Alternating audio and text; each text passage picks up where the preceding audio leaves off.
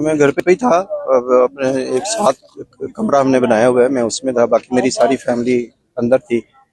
तो अचानक ही सुबह 7 बजे के करीब धमाका हुआ। तो जब उठ के देखा तो वो सब कुछ ही बिखरा हुआ था। फिर मैं छत पे गया हूँ, छत से सेन में आया हूँ क्योंकि देखूँ मैं।